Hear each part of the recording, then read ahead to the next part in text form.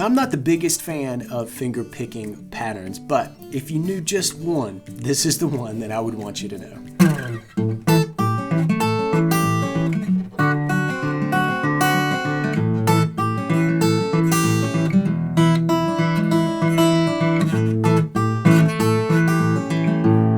Hey, John here with the Blues Guitar Institute, and in this Tuesday Blues lesson, we're going to talk about a very cool and usable fingerpicking pattern. Now, as I said at the beginning of this video, I'm not a big fan of just learning a whole bunch of patterns, but this one has its merit. We're going to really put our fingers to the test here. So you can view it as a fingerpicking pattern that you can play in some tunes, but it's as much an exercise as it really is anything else, a musical exercise, and that's the best kind. Let's get started breaking down the pattern. It takes place over 2 bars.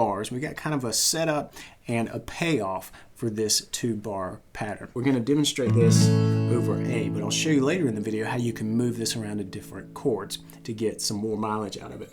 This A is your bar chord A with a high A up on top, 1st string, 5th fret.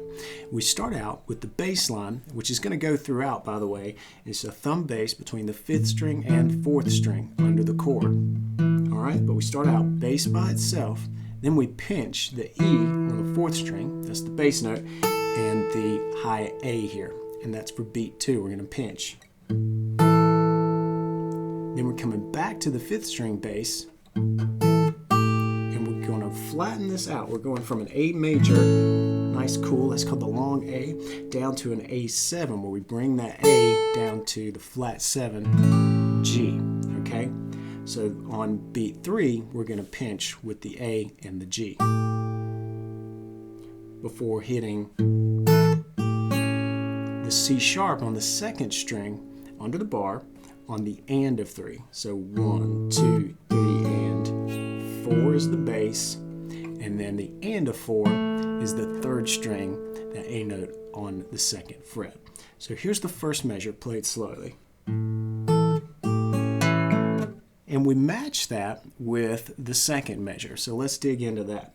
We'll start off here by pinching the bass and this high A note to get back into that long A. Then we do the C sharp on the 2nd string. That's the and of 1. Then back to the bass for beat 2. Back to our flat 7, that G note here on the 1st string for the 8th note there. Back to bass. Back to the C sharp, and then bass. And we finish up with the A on the 3rd string, 2nd fret. So there's a lot happening here. It's a very usable pattern, especially when you put this together as a 2-bar pattern.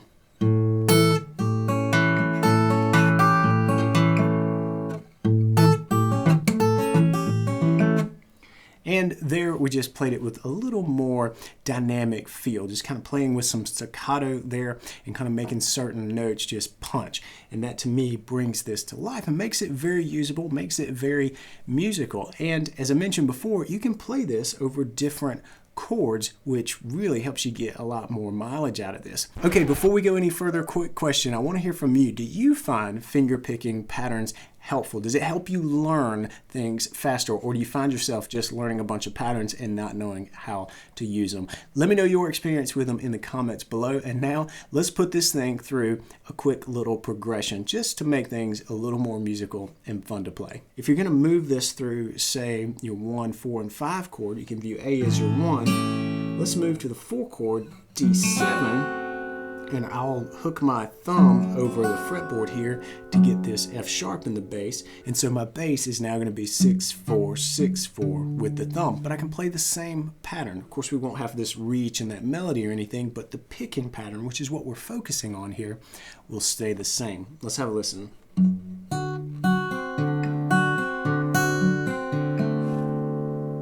All right, now if you're watching just the picking hand, that looks identical to what we did over A. Move to D7. Then we can even move this into an E chord or an E7. Let's use E7 and get this D note on the 3rd fret of the 2nd string here. And our bass is going to be 6-4-6-4 with the thumb, just like with the D7. But our picking will sound a little bit different, and here's what it sounds like.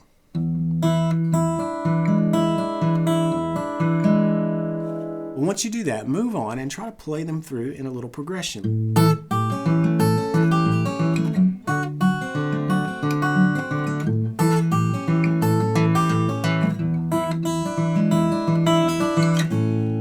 Alright, so you can hear how a cool little ragtime Piedmont blues thing can take shape just from this little nugget of an idea. But again, this pattern is very useful to help build up some dexterity and some finger independence on your picking hand. All right, if you didn't find this useful at all, go ahead and hit the dislike button. If you did, hit like and consider hitting the subscribe button, because I've got more lessons coming out every single week here. But before you take off, if you want to really hone your finger picking skills, then be sure to pick up my free guide for 5 essential finger picking exercises. These are exercises that I used in my development, really helped me become a better finger picker, and I know that they can help you too. Just click the link and grab your copy today. And come on back next week, and I'll see you here for another Tuesday Blues lesson. Until then, practice smart and play on.